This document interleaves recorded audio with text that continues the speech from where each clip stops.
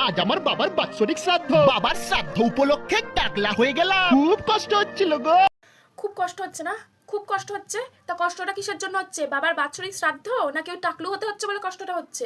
Final লুকসটা দেখো গো। চলো হালকা করে রেডি হই। Get ready with me in my বাবার শ্রাদ্ধ। আরে হ্যাঁ হ্যাঁ, তোমরা ঠিকই শুনেছো, ওর বাবার শ্রাদ্ধের জন্য রেডি হচ্ছে, ওর বাবার শ্রাদ্ধের কাজ করবে বলে রেডি হচ্ছে। বাবার শ্রাদ্ধের আউটফিটটা জাস্ট দেখো, নিচেও ধুতি উপরেও ধুতি। আরে না না, তুই ভুল বললি। আসলে বলা উচিত ছিল যে তোর পাছার নিচেও গু আর এখানেও গু। ভুঁড়ি হয়ে গেছে গো, একটু ক্যাপ মেরে নিলাম। উফ, হ্যান্ডসাম লাগছে আমাকে। ভাই এর তো মানে একটু লজ্জাও করছে না। মানে ভাই একটা কথা ছিল যে তোর নিজের বাবা তো।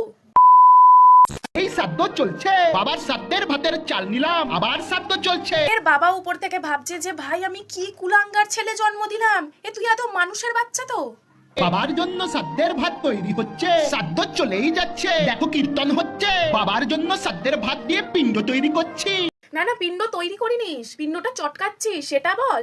আবার কীর্তন হচ্ছে, বাবাও পূর্বপুরুষদের খাওয়ার জন্য পিণ্ড দিলাম, কীর্তন হয়েই যাচ্ছে। না না, তোমরা ঠিকই দেখছো, ওর বাবার শ্রাদ্ধে ব্লগ বানাচ্ছে, ওর বাবার বিয়ে না। এ নাও বাবা, এইভাবে বাবার শ্রাদ্ধের কাজ ফুরালো, নোটে গাছটি মুড়ালো। মানে এটা ওর পাশের বাড়ির কাকা জ্যাঠা বা ওর কোনো কাকা জ্যাঠা কেউ না, মানে এটাও নিজের বাবা।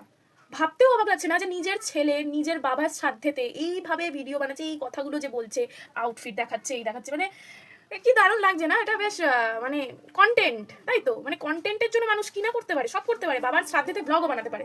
এখানেই থাকো, শান্তিতে থাকো বাবা।